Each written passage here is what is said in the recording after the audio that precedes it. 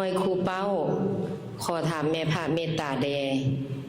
ปฏิบัติธรรมเพื่อหยังบ่ปฏิบัติได้บ่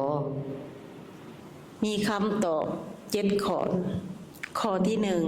1การปฏิบัติธรรมนี่เป็นการช่วยตนเองแท้ๆเนาะข้อที่2บ่ปฏิบัติธรรมได้บ่ได้คันบ่ปฏิบัติธรรมก็สิบ่มีธรรมเป็นคนบ่มีธรรมนี่ทุกข์ได้เดือดร้อนได้อยู่บ่สบายบ่คลายทุกข์มีแต่ทุกข์มีแต่อุกข์มีแต่เศร้ามีแต่เหงาข้อที่3จำเป็นจึงพากันปฏิบัติธรรมจึงมีการปฏิบัติธรรมเกิดขึ้นเพราะว่าการตัดสหูนี่เป็นเรื่องยากได้บ่เป็นเรื่องง่ายแต่พระองค์ก็ตัดไล่แต่พระองค์ก็สอนให้คนที่ยังบ่ทันจักเรื่องปฏิบัติธรรมให้เข้าใจให้ปฏิบัติตามเพื่อสิฮู้เองเห็นเองเข้าใจเองเพื่อสิเปลี่ยนตนเอง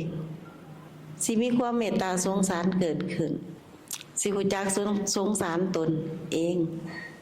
สงสารผู้อื่นข้อที่4คนเฮานี่จำเป็นได้ต้องได้ปฏิบัติธรรมอย่าว่าเลยบ่ปฏิบัติได้บ่มันก็ได้บ่มีไผบังคับเฮาดอกแต่มาในตัวเฮานี่มันสิบังคับเฮาสิให้เฮาทุกข์เฮายากเฮาลำบาก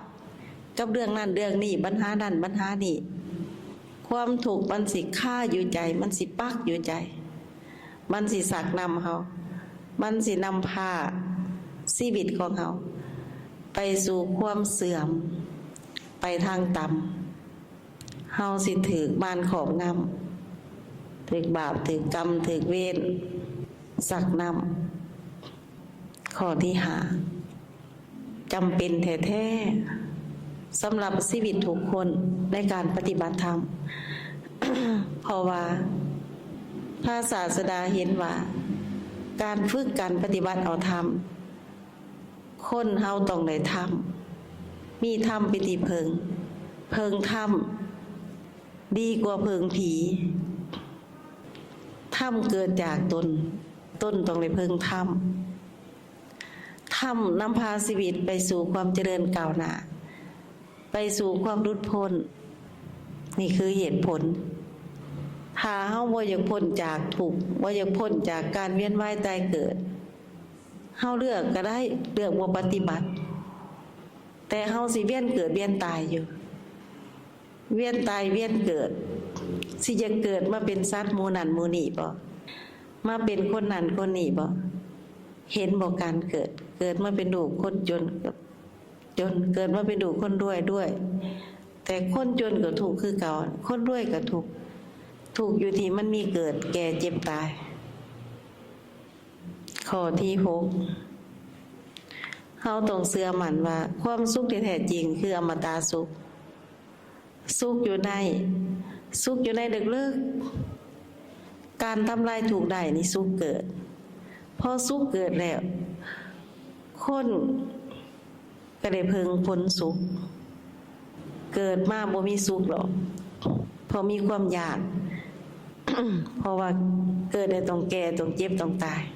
ย่านตายนี่แหละย่านได้สิ่งหลายอย่างย่านบ่ด้วยย่านบ่ได้ย่านสิ่งที่ได้มาเลยเสียไปย่านสูญหายย่านพัดพรากจากไปแต่มันก็แน่นอนแหละต้องได้พัดพรากจากไป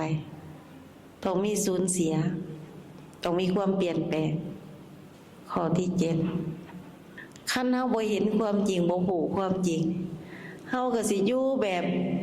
ธรรมดาของเฮาเนี่ยอยู่ไปแบบบ่ฮู้บ่เข้าใจบ่เห็นตนเองว่าตนเองเป็นธาตุตามธรรมชาติประกอบด้วยอันใดที่จริงก็ประกอบด้วยธาตุดินน้ำไฟลมมีอากาศเข้ามาหล่อเลี้ยงมีความรู้สึกวิญญาณเกิดขึ้น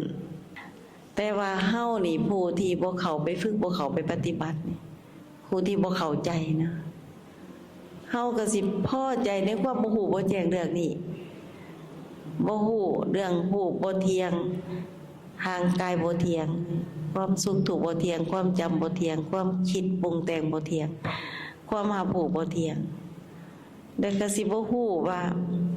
ต้นโตเฮานี่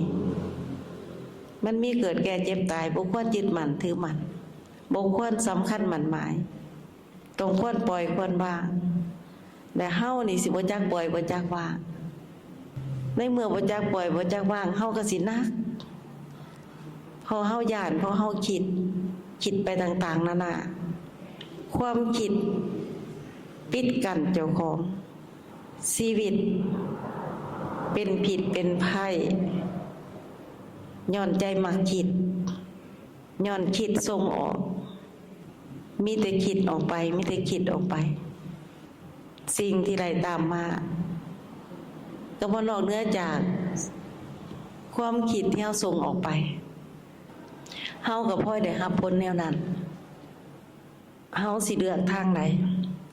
กลับมาเบิ่งทบทวนเบิ่งเอาความรู้แจ้งอยู่แห่งภายในเจ้าของดีบ่หรือเฮาพอใจอยู่กับความบ่ฮู้บ่แจ้งความบ่ฮู้บ่แจ้งเปรียบก็คือเป็นคนอยู่ในความมืดเรื่องเจ้าของเพราะบ่ฮู้เรื่องเจ้าของอาการ32อย่างมีหยังแต่ผมขนเล็บแขวหนังก็ยังบ่เคยเข้าใจในไปกว่านี้ก็บ่เข้าใจสิ่งที่เกิดอยู่ในกายในใจเจ้าของก็บ่เข้าใจเจ้าของประกอบด้วยอันใดก็บ่เข้าใจเจ้าของมีอันใดอยู่เจ้าของมีอันใดเป็นอันใดก็บ่เข้าใจมีแต่ย้านทั้งหมดย้านบ่ได้ย้านบ่มีย้านบ่ดีบ่เด่นบ่ดังย้านสารพัดเรื่องสารพัดอย่างหดหู่อยู่กับความหยาดความกลัวความเจ็บความป่วยอดีตก็เป็นกองอนาคตก็ค้นเข้ามาอดีตผ่านมาแล้วก็สะสมไว้อนาคตยังบ่ทันมาถึงไปคิดเอา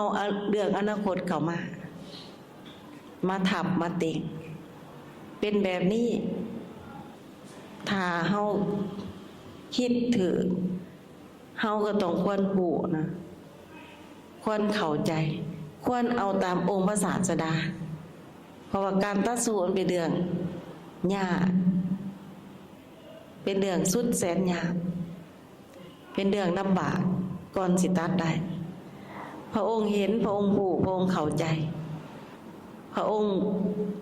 จึงสอนเฮาพระองค์นำเอาออกมาสอนธรรมบ่ได้สอนแนวอื่นถ้าเฮาบ่เข้าใจเฮาก็สิคิดว่าธรรมดาบ่สนใจบ่อยากเอาถ้าเฮาเข้าใจเฮาสิพอใจเฮาสิเห็นว่าคำสอนนี่เลิศจริงสำหรับเฮาเป็นเรื่องแก้ไขใจเฮาเป็นเรื่องช่วยเฮาให้เฮาเบาในเมื่อเฮาเข้าไปฝึกเข้าไปปฏิบัติเฮายิ่งเป็นคนใหม่ได้ชีวิตใหม่ใจใหม่ความเข้าใจเดิงซึ่งความปล่อยวางได้ใจเฮาก็เบาเย็นสบายหายทุกข์เป็นสุขบ่มีทุกข์บ่มีสุขหลอกๆสุขแบบธรรมศาสตร์สุขบ่เป็นได้มาจังสุขได้หรือบ่ได้ใจก็เป็นสุขเสียไปใจก็เป็นสุขบ่มีความหยาดบ่มีความกลัวบ่มีความมีตัวกังวลเฮาสิเลือกบ่แบบนี้คันเฮาเลือกแบบนี้ก็ถือว่าเฮาเลือกถูกเลือกเดินออกจากโลก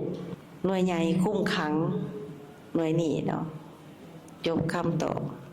ขอบคุณแม่พระเมตตาหลายๆ